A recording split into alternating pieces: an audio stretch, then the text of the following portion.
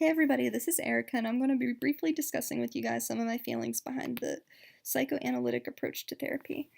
Um, if I were to pick out any of the approaches that I found the most interesting, I would have to go with Erik Erikson's view of psychoanalysis.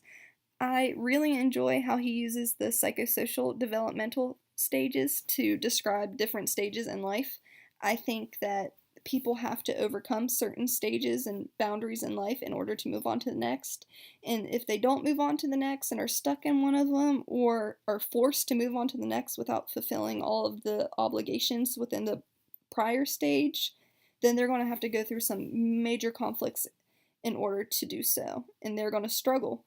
For example, can you imagine someone who's maybe lived off their parents their whole entire life and never had to get a job, never had thought about getting married or having kids because they were at home and they were being taken care of, so there's essentially no need for them to go out and change the type of lifestyle they were currently living.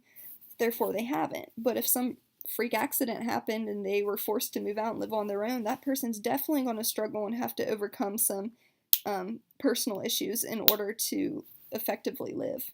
If they ever are properly able to do so, chances are they're going to find somebody else that they can live off of. That would definitely probably make the adjustment easier for them.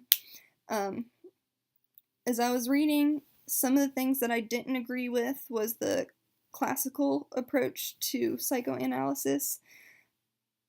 I don't believe that it's very effective to just kind of sit there and do the blank screen thing with your clients and just let them talk and talk and talk and you just sit there silent. Because personally, if I was in that situation and I was a client talking to somebody who just didn't say anything the whole time, I would feel really awkward and I'd probably eventually get quiet. Like, this person isn't saying anything, so I'm just going to be quiet now. So that's why I guess it's different for everybody and it may work for some other people, but I also don't believe that therapists are effectively able to just relate different experiences and random thoughts that people have to real life situations.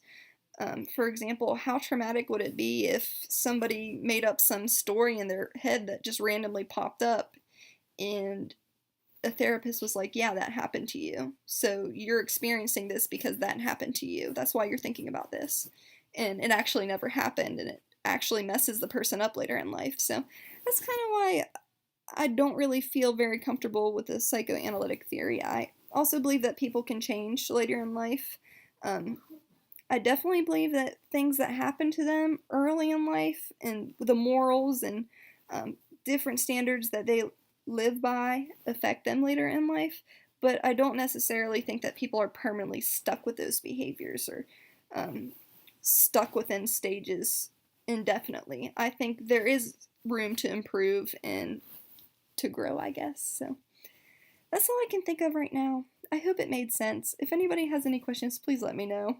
I'm just really tired of re-recording this video over and over again. So let me know. Thanks.